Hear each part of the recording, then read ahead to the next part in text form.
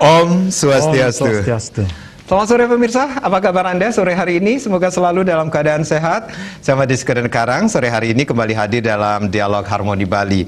Ya pemirsa, mirip seperti masa kehamilan, persalinan juga membawa beragam perubahan pada tubuh sang ibu.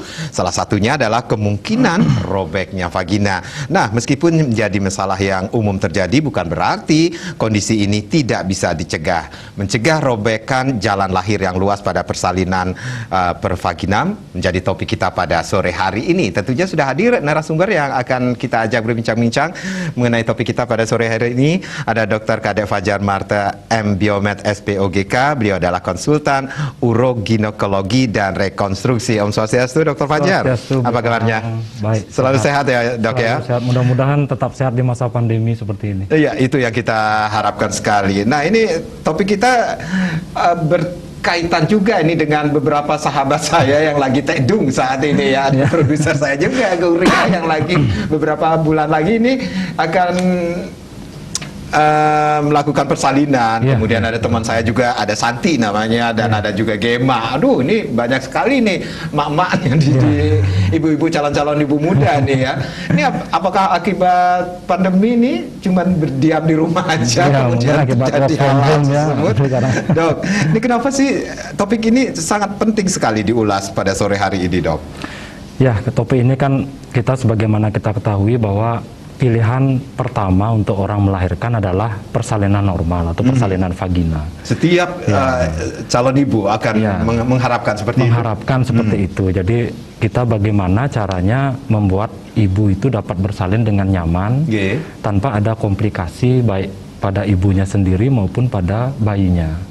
Jadi tentu hal yang paling penting adalah bagaimana mempersiapkan jalan lahir supaya bayi dapat melewati jalan lahir itu dengan baik.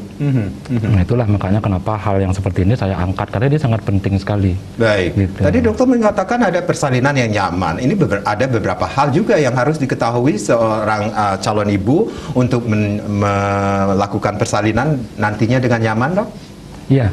Jadi kan untuk bisa bersalin secara normal yang baik itu kan ada 3 faktor. Faktor ibunya sendiri, kemudian faktor bayinya, dan faktor penolong. Nah, itulah yang harus kita maksimalkan nanti supaya nantinya seorang ibu itu dapat bersalin secara nyaman, nah, secara nyaman, secara aman juga. Iya. Ya, gitu. Berarti keluarga juga sangat mendukung. Sangat. Peran keluarga juga sangat berperan ya, Dok ya. Sebab persalinan normal ini membutuhkan waktu yang cukup panjang. Jadi dukungan yang orang terdekat seperti suami yang paling dekat dan keluarga itu sangat membantu untuk keberhasilan dari persalinan normal ini. Baik. Dokter Fajar, kita rehat sejenak, nanti kita akan lanjutkan lagi bagaimana mencegah robekan jalan lahir yang luas pada persalinan pervaginam gitu ya, Dok, ya. Betul, dan yang pastinya nanti juga di sesi berikutnya silakan Anda yang ingin bergabung bersama kami, khususnya bagi para calon ibu yang akan melahirkan. Nah, ini kesempatan Anda untuk berinteraksi dengan Dokter Fajar. Nanti Dokter Fajar akan memberikan solusi yang terbaik bagaimana mencegah robekan jalan lahir yang luas pada persalinan nantinya. Kami akan kembali, tapi tentunya setelah yang berikut ini.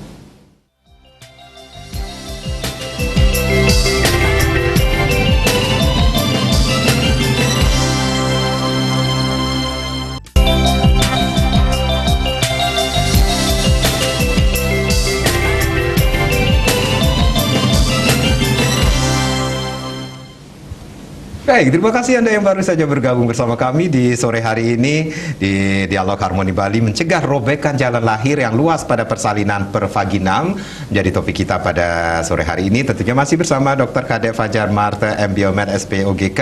Beliau adalah konsultan uroginekologi dan rekonstruksi. Nah, nanti kami silakan Anda yang ingin bergabung bersama kami, lain akan kami buka di 0361 894 8400 dan juga di 0361 894 8401. Dr. Fajar, kalau kita berbicara tentang robekan ini yang terjadi, ini seberapa sering sih robekan itu terjadi pada persalinan pervaginam itu sendiri, Dok? Iya. Kalau dari data yang ada itu 80-85% itu persalinan normal atau persalinan pervaginam itu akan mengalami suatu robekan jalan lahir. Yeah. Ya, jadi robekan jalan lahir di sini yang dimaksud adalah robekan pada daerah perineum. Nah, daerah perineum itu adalah daerah yang terletak di antara tepi bawah vagina dengan anus. Nah, jadi kan terbayang Beli Karang ada suatu kulit kurang lebih 4-5 cm jaraknya. Ya, jaraknya itu dari tepi bawah vagina dengan anus. Nah, itulah nanti yang akan sering robek. Robekan ini bisa terjadi secara spontan atau bisa memang sengaja digunting oleh petugas kesehatan. Fungsinya adalah untuk memperluas jalan lahir gitu. Ya. Jadi setiap ibu yang akan melahirkan itu 80-85%. Ya, sebagian besar. Ya, dari 100 orang yang bersalin, 80-85 orang itu akan mengalami robekan. Jadi cukup besar. Nah, sekarang bagaimana caranya kita untuk mengurangi luasnya robekan itu, nanti yang akan kita bahas. Apa saja yang mempengaruhi luasnya robekan tersebut, Dok? Ya, yang mempengaruhi itu ada 3. Yang pertama adalah faktor ibu, faktor bayi, dan faktor penolong.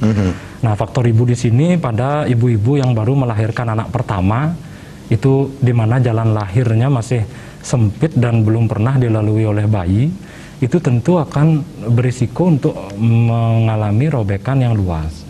Kemudian yang kedua, dari faktor ibunya sendiri juga kelenturan dari perineum itu sendiri. Sebagaimana kita ketahui, setiap ibu itu memiliki derajat kelenturan atau derajat elastisitas perineum yang berbeda-beda. Ada orang yang memang kaku, ada yang memang sudah elastis sekali. Apa yang mempengaruhi jaringan setiap yang ibu terkandung itu di sana. Ya, jadi kan di sana itu terkandung dari ada otot, kemudian ada jaringan ikat gitu. Nah, itulah yang kandungan ototnya itu berbeda-beda, sehingga itu sangat mempengaruhi dari elastisitas. Nah, kemudian dari faktor lain lagi, faktor ibunya itu adalah faktor mengejannya. Ya, mengedan yang kurang baik tentu akan bayi dalam lahir itu saat lahir itu tidak bisa terkontrol. Nah, sehingga kadang-kadang cepat sekali dia lahir sehingga akan menerobos perineum ini, sehingga robekannya tentu akan lebih luas. Nah, kemudian yang kedua faktor bayi. Faktor bayi itu bayi-bayi yang besar.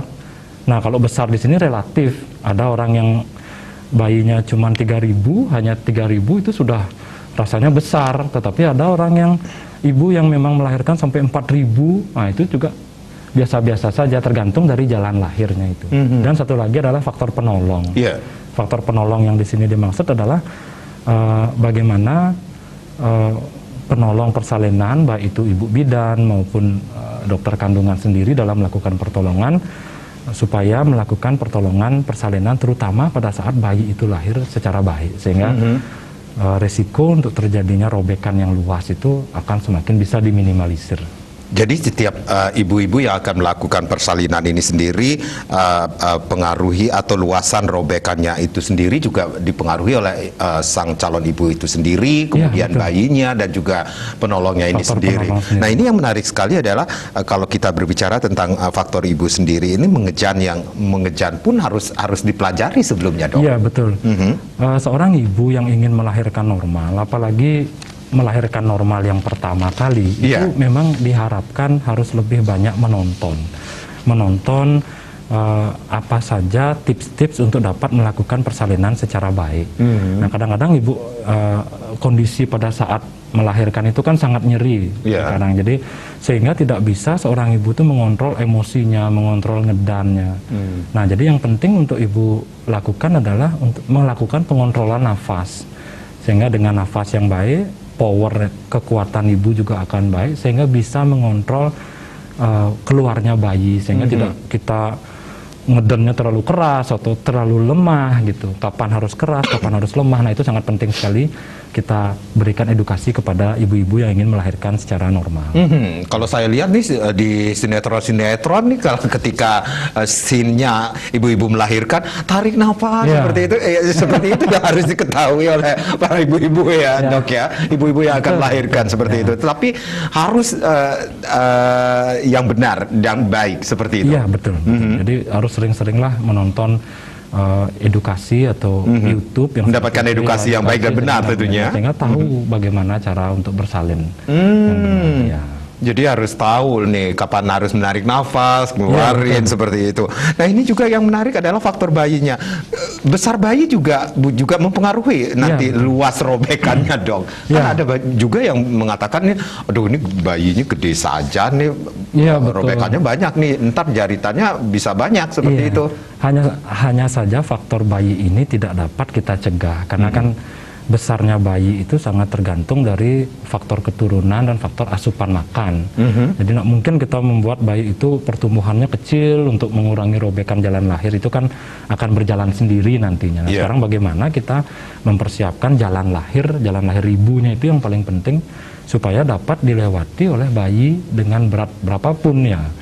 Itu jadinya itulah hal penting yang harus dilakukan seorang ibu dalam melakukan persalinan. Ada case atau kasus yang menarik nggak sih, Dok, dengan besar bayi yang sekian besarnya ternyata akhirnya mempengaruhi luas robekan sang ibu nantinya, Dok? Ya, semakin besar bayi akan semakin luaskah robekannya? Resikonya.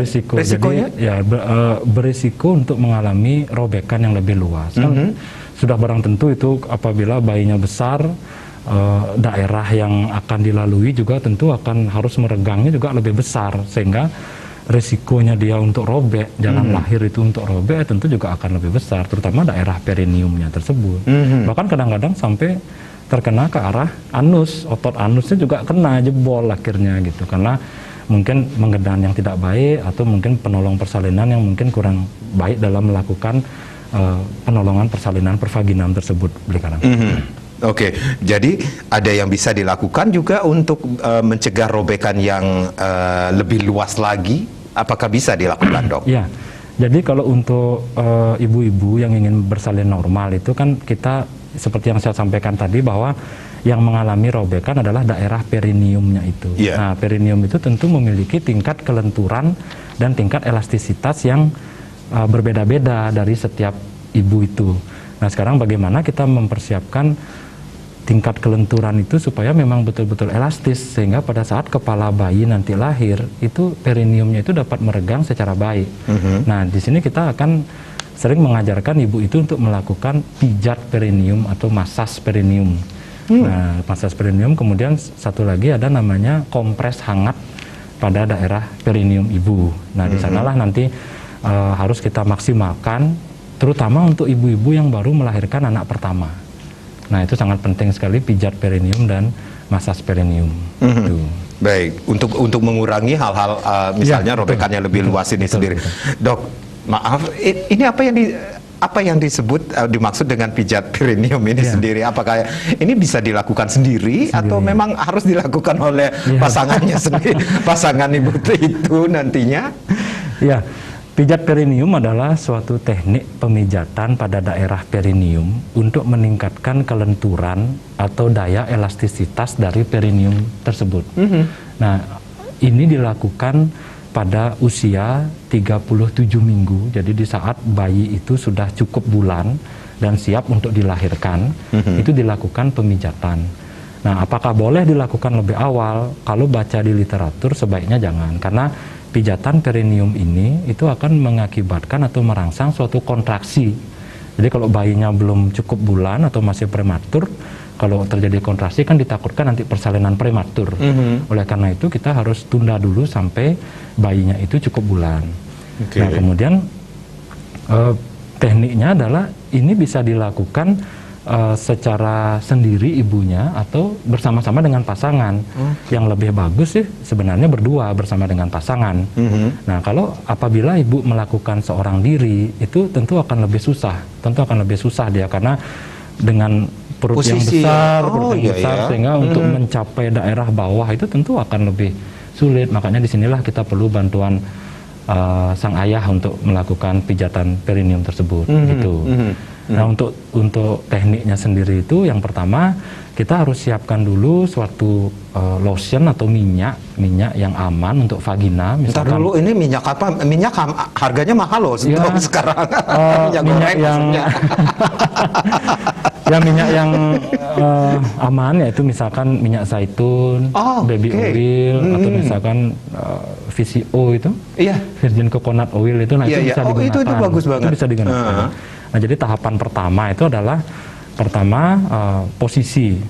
Jadi kalau ibu itu melakukan pijat ini sendiri, itu harus satu kaki ini harus lebih tinggi dan disangga. Misalkan kita siapkan suatu tempat duduk yang kecil sehingga kaki ibu ini bisa disangga sehingga bisa lebih mudah menjangkau daerah perineum tersebut. Baik. Nah, kemudian masukkan jari bisa jempol atau bisa telunjuk apabila dibantu oleh pasangannya.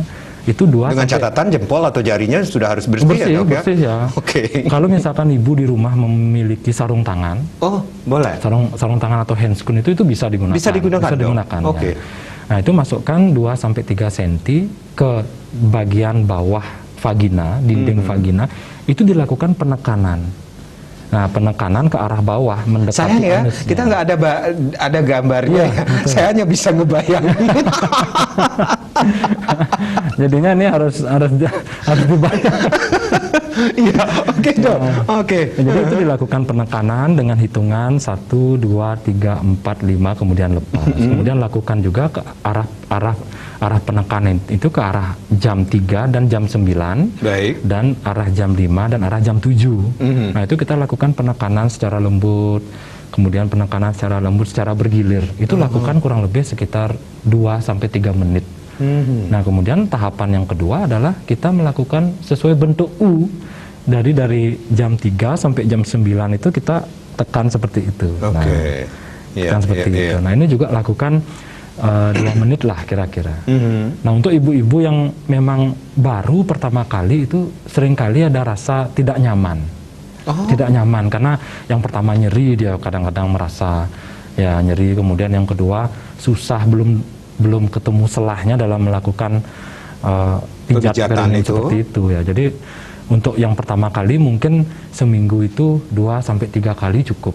Nah, tetapi begitu ibu itu sudah melakukan merasakan nyaman, itu bisa dilakukan setiap hari. Nah, yang namanya otot itu kan seperti binaraga sekarang. Jadi semakin sering dilatih ya semakin kuat juga, semakin lenturnya juga bagus gitu. Nah, tujuan dari pijat perineum ini adalah untuk meningkatkan aliran darah ke sana sehingga meningkatkan daya elastisitas dari perineum itu sendiri. Itu. Kemudian yang kedua untuk membuat daya regangnya itu dia di saat nanti kepala bayi akan keluar. Itu dia lebih daya regangnya juga akan lebih tinggi dia. Itu. Jadi pasangannya juga harus tahu nih cara pemijatannya ini, edukasi juga harus dilakukan bersama-sama juga. Betul, bisa seperti kata dokter. Sebaiknya memang dilakukan berdua karena memang cukup sulit kalau melakukan sendiri. Apabila melakukan sendiri. Nah, jadi pasangan itu terutama suami itu betul-betul harus juga ikut berperan. Nah, itulah persalinan pervaginamnya. Jadi betul-betul harus minimal suami yang betul-betul membackup atau memberi dukungan untuk bisa dapat melakukan persalinan normal secara baik. Dan ini untuk pijat perineum ini sendiri akhirnya bisa dilakukan setiap saat kah dok atau setiap hari? Ya, kalau memang sudah merasa nyaman, kan kita mulainya pada 37 minggu pada saat sudah cukup bulan kan. 37 minggu itu 3 minggu sebelum perkiraan lahir yang ditentukan oleh dokter atau ibu bidan. Nah, di sanalah kita mulai. Biasanya pada minggu pertama itu masih kurang nyaman ibu-ibu. Jadi boleh melakukan seminggu diselingi dia. Sekarang latihan, besok mungkin tidak, lagi 2 hari mungkin latihan. Nah mungkin kalau begitu masuk ke minggu kedua 38 minggu, itu saya yakin sudah mulai mendapat selah dan nyaman, itu bisa dilakukan setiap hari nantinya. Baik, baik, Dokter Fajar, nanti kita akan lanjutkan kalau itu tadi dengan melakukan pijat perineum. Bagaimana dengan kompres hangat? Nah, bagaimana mekanismenya? Nanti kita akan bahas, Dokter. Kita harus rehat sejenak. Pemirsa, jangan kemana-mana. Di sesi berikutnya silakan Anda yang ingin bergabung bersama kami. Lain akan kami buka di 0361894800 dan juga di 0361894801. Mencegah robekan jalan lahir yang luas pada persalinan pervaginam masih menjadi topik kita. Masih bersama Dr. Kadek Fajar Marta. Kami akan kembali saat lagi.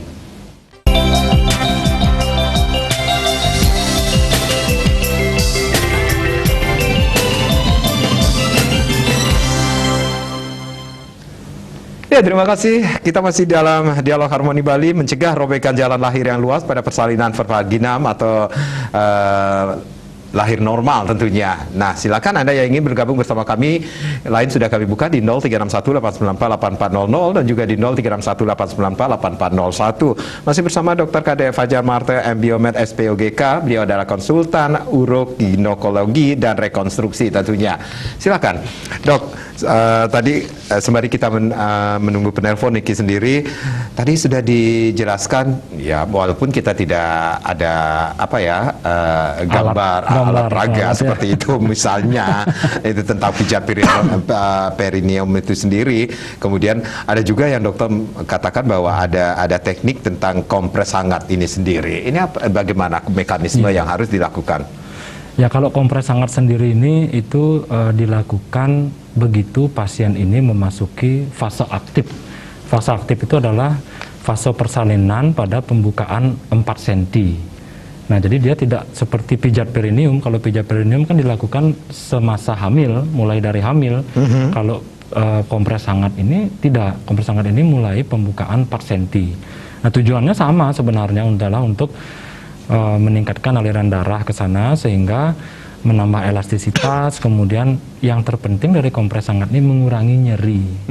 Mengurangi nyeri, apalagi kan apabila sudah lahir dan terjadi robekan, biasanya kita lakukan penjahitan. Nah, di sana kan agak nyeri. Dengan kita melakukan kompres hangat di awal itu tentu akan mengurangi terjadinya nyeri pada jalan lahir. Oke, cara melakukannya seperti apa, Dok? Yang harus diketahui oleh pemirsa mungkin? Ya, kan kita bisa menggunakan handuk hangat bisa, kemudian kita bisa menggunakan air hangat itu mungkin digunakan seperti plastik atau botol gitu. Kemudian kita lakukan ditaruh di atas perineumnya tersebut. Ya. Jadi lagi ditaruh, lagi dilepas, kemudian ditaruh, dilepas gitu. Ya, jadi selama dia menunggu proses persalinan ini, nah itulah biasanya kita lakukan kompres hangat itu. Oke, baik. Sebelum kita lanjutkan ada Bu Krisna nih dari Denpasar yang sudah bergabung. Om Swastiastu, selamat sore. Ya, selamat sore. Selamat sore Bu Krisna. Ya, selamat sore. Okay. Saya mau tanya, saya lagi hamil anak kedua ini. Mau tanya sama dokter. Apakah pada persalinan kedua ini masih diperlukan pijat perineum gitu? Iya, iya. Ini sudah masuk ke kehamilan yang kedua. Iya. Iya, hamil kedua. Berapa bulan sudah kehamilannya, Bu? Udah 7 bulan. Oh, 7 bulan. 7 bulan. Berarti sudah bisa ya. Iya. Ada lagi Ibu Krisna yang ingin ditanyakan? Udah, itu aja. Baik. Terima kasih Bu Krisna. Terima kasih Pak Krisna. Wah, ini hamil anak yang kedua dan sudah memasuki 7 bulan. 2 bulan lagi ini sudah adik kakaknya ya. Sudah launching ini. Ini berarti sudah bisa dilakukan, bisakah dilakukan pijat perineum ini sendiri, Dok? Kalau seandainya anak kedua memang walaupun kejadian robekan itu lebih kecil dibandingkan anak pertama, itu tetap kita harus melakukan pijat perineum ini. Seringkali kita temukan pada ibu-ibu yang anak pertamanya itu lahir secara normal, seringkali kita temukan daerah perineum itu penyembuhannya tidak bagus. Nah, akibat dari penjahitan yang terdahulu.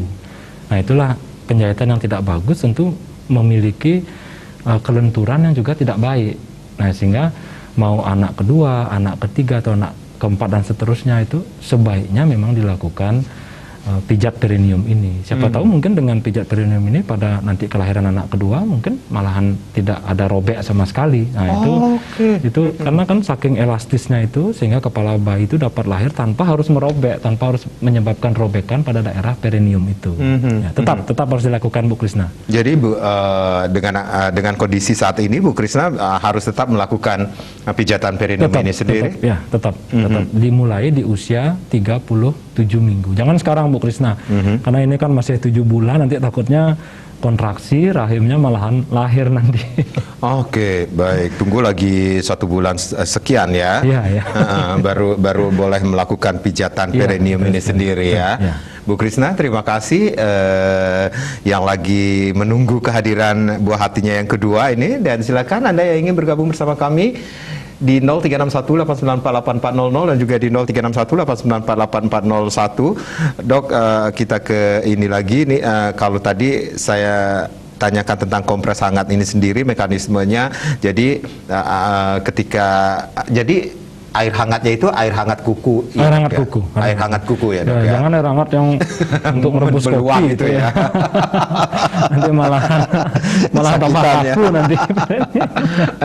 Jadi itu yang harus dilakukan, air hangat kuku itu yang harus dilakukan.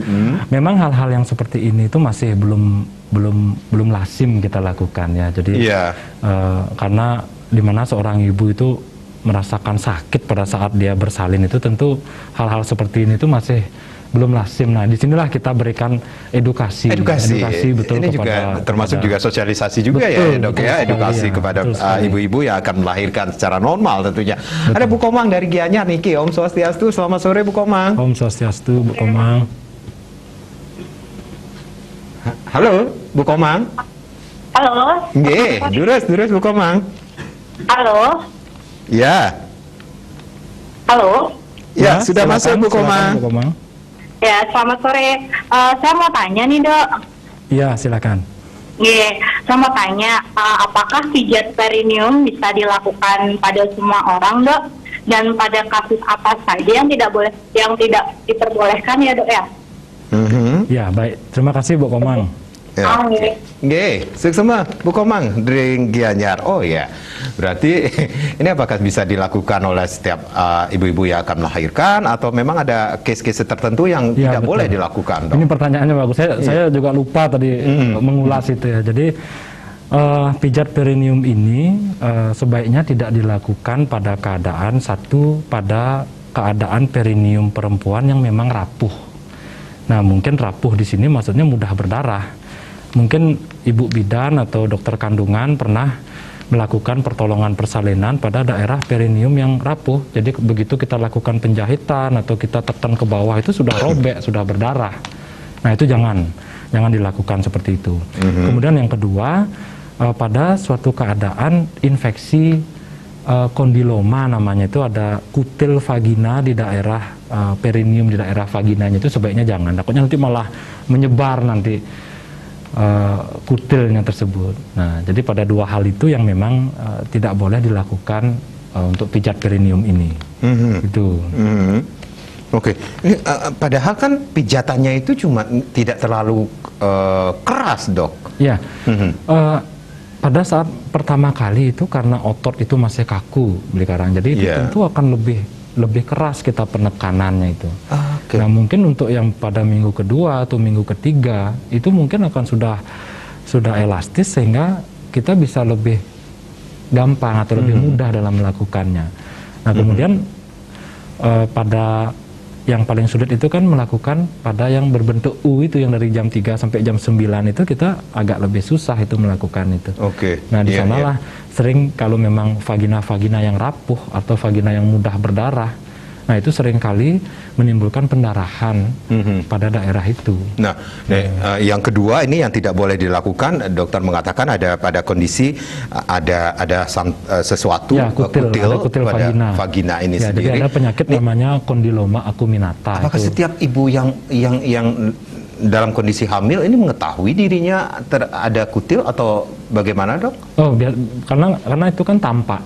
Nah, itu kan tampak. Jadi begitu kita raba itu memang ada teraba kutil itu. Nah, sebaiknya jangan melakukan pijat perineum ini. Jangan melakukan pijat perineum. Itu akan menyebar seperti itu, Dok? Iya, dia bisa menyebar atau bisa rapuh dan berdarah malahan itu ininya. Baik. Ya. Ternyata tidak semua dalam kondisi tidak boleh dilakukan pijat perineum ini sendiri ya. Ya. Ada Bu Wayan dari Denpasar yang sudah bergabung. Om Swastiastu. Selamat sore, Bu Om Wayan. Swastiastu, Bu Wayan. Halo. Halo. Durus Bu Wayan sudah masuk? Ya. Saya kan lagi hamil anak kedua. Dulu waktu hamil anak pertama itu dibilang kan katanya sih robeknya luas gitu ya. Nah kira-kira saya masih bisa lahir normal apa enggak ya? Pada saat anak yang pertama itu normal, Bu Wayan Normal, tapi dibilang katanya robeknya sih luas. Oh iya. Oke. Sudah berapa tahun jarak anaknya Bu Wayan dengan yang kehamilan 3 sekarang? tahun. 3 tahun ya. Oh iya. Ya. Sekarang masuk kehamilan ke bulan keberapa, Bu Wayan?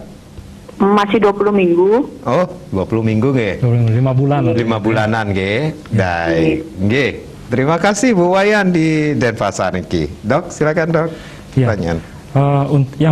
Yang pertama kali itu kita harus mengetahui seluas apa robekan yang terjadi pada saat Bu Wayan melahirkan anak pertama. Nah, apakah hanya terkena kulitnya saja atau sampai mengenai otot anus? Nah, untuk mengetahui itu sebenarnya kita bisa tanya dengan Bu Wayan ini, apakah Bu Wayan bisa menahan kentut? Apakah Bu Wayan bisa menahan buang air besar yang keras, yang cair, atau yang lembek? Nah, itu harus ditanyakan. Apabila misalkan Bu Wayan dapat melakukan menahan kentut, menahan buang air besar, baik yang cair, lembek, atau keras, itu artinya otot anusnya itu masih baik. Nah, sehingga pada persalinan sekarang itu dapat dilakukan lagi. Jadi persalinan normal. Jadi pada saat persalinan yang pertama yang dikatakan robekannya sangat luas itu yang harus diketahui. Ya, diketahui. Kan kita tidak mungkin bertanya kepada dokter atau bidan yang menolong Bu Wayan ini kan, karena mereka pasti lupa bagaimana keadaan Bu Wayan pada saat itu. Nah, cukup kita tanya sebenarnya sama Bu Wayan ini apakah bisa bisa menahan kentut, kemudian bisa menahan buang air besar. Nah, itu kalau bisa itu artinya bahwa otot anusnya saat itu tidak terkena, masih bagus dia fungsinya itu. Nah, otomatis untuk kehamilan sekarang ini bisa melakukan persalinan secara normal. Nah, kemudian apabila yang hal-hal tadi itu ternyata Ibu Wayan tidak bisa lakukan, misalkan di tempat rame tiba-tiba Bu Wayan kentut keluar sendiri tanpa bisa Bu Wayan, nah sebaiknya jangan. Ya, sebaiknya jangan karena itu tentu akan memperparah. Itu artinya bahwa apabila Bu Wayan tidak bisa menahan kentut atau buang air besar, itu artinya bahwa otot anusnya itu, otot duburnya itu sudah terkena. Sehingga itu kalau nanti kita lakukan persalinan normal, itu malah tambah parah nanti keluhan yang dialami. Ya, mungkin awalnya hanya tidak bisa menahan kentut, sekarang tidak bisa menahan buang air besar yang keras gitu. Nah, itulah. Nah, sebaiknya, dan satu lagi yang penting, sebaiknya Bu Wayan melakukan pemeriksaan ke dokter kandungan. Tujuannya adalah untuk dilakukan pemeriksaan perineum dan pemeriksaan USG pada daerah perineumnya Bu Wayan. Nah, sehingga kita tahu nih kalau dari USG di daerah perineum itu tentu akan terlihat apakah ototnya terkena atau tidak. Itu tentu akan terlihat. Itu. Jadi di sanalah pentingnya pemeriksaan itu. Ya, jadi mungkin nanti Bu Wayan pada saat melakukan kontrol persalinan bisa mengingatkan dokter kandungannya untuk melakukan pemeriksaan di daerah perineum tersebut ya. Apakah memungkinkan enggak untuk melahirkan normal lagi gitu. Ya. Kalau memang seandainya tidak memungkinkan atau ada masalah sesuatu, sesar aja, disarankan untuk sesar. Oke, Ya. Itu juga berpengaruh kah, Dok, terhadap apa yang terjadi pada kelahiran anak pertama, kemudian dengan jarak anak yang cukup 3 tahun ya? Ya, Berapa 3 tahun. 3 tahun itu juga jarak usia kehamilan antara anak pertama dengan kehamilan berikutnya itu mempengaruhi nggak sih, Dok? Kalau jarak anak tidak, kalau jarak anak tidak, sebab daerah perineum itu apabila luka itu dalam waktu 3 bulan itu sudah terbentuk jaringan yang memang permanen, permanen dia. Nah, walaupun jarak anaknya jauh cuman kelenturan dan elastisitasnya itu yang memang kalau memang sudah selesai melahirkan pada kehamilan berikutnya tidak dilatih lagi ya mungkin kaku lagi dia. Nah itulah ya. Makanya itulah penting kita melakukan penekanan itu ya pijat perineum itu untuk biar dapat melakukan persalinan secara baik. Nah, untuk Bu Wayan sendiri ini yang dianjurkan atau solusi yang dianjurkan adalah pemeriksaan perineum ini sendiri. Ya, apakah nantinya di anak yang kedua ini bisa melahirkan normal ya. Atau Betul. Harus dengan jalan operasi seperti ya, apalagi ini kan masih usia 5 bulan. Ya. Sekarang. Jadi usia 5 bulan kan masih memungkinkan kita untuk melakukan pemeriksaan itu. Baik, Dokter Fajar, kita rehat kembali, nanti kita akan lanjutkan lagi. Pemirsa jangan kemana-mana, kami akan kembali, tapi tentunya setelah yang berikut ini.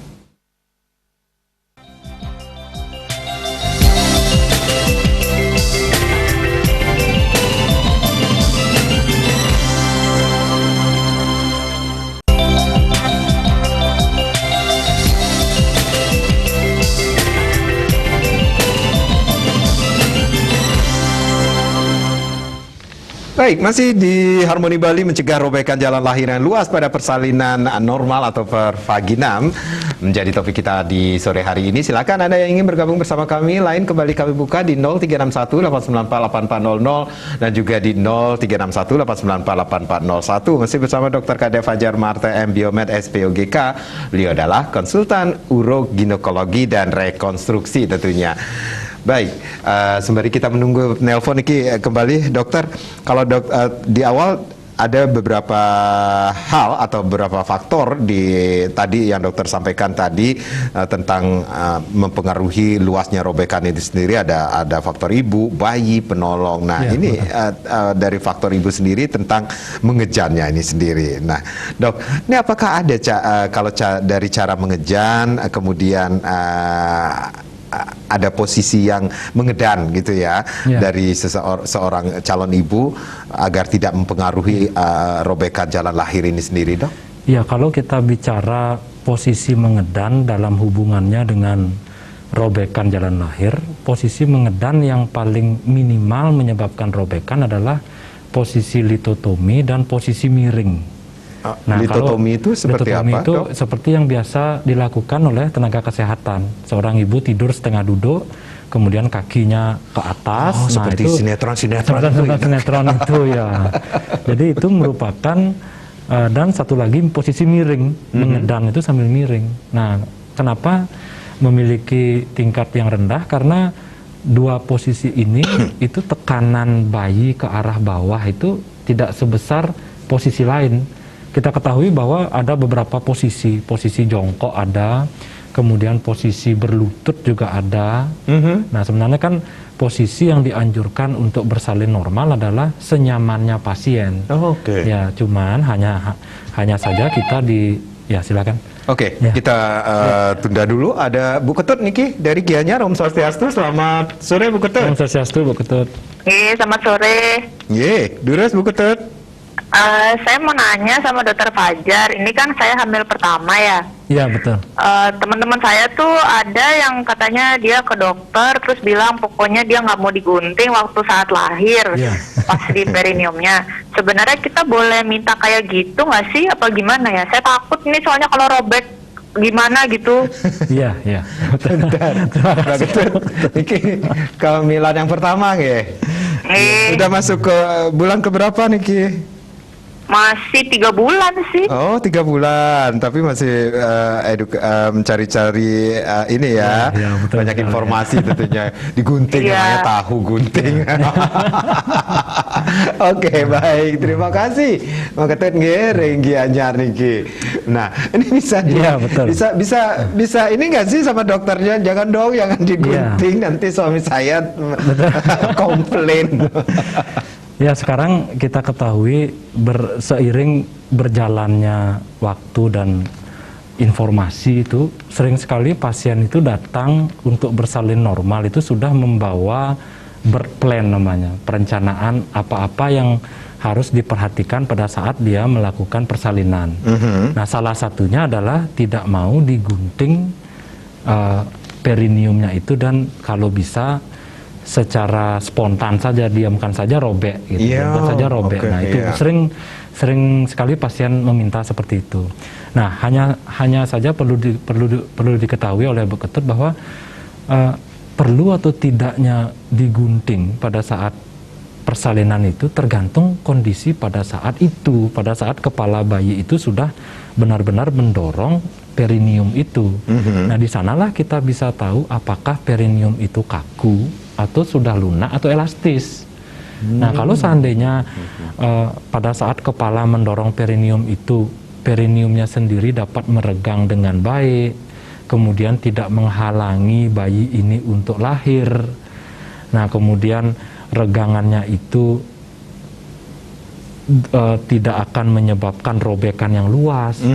Itu sebenarnya tidak perlu digunting, didiamkan saja lahir. Oke. Nah, seringkali dokter atau ibu bidan itu takutnya itu apabila tidak digunting itu nantinya akan menyebabkan robekan yang luas dan tanpa arah dia. Ya, dan bahkan yang kita takutkan adalah terkena otot anusnya itu. Itu kan jaraknya dekat sekali ya, dekat sekali jarak antara dinding vagina bagian bawah dengan anus itu kan jaraknya dekat sekali. Nah, kalau itu tidak kita lakukan gunting, kalau dengan kita lakukan gunting, itu tentu luka yang terjadi itu akan lebih lurus.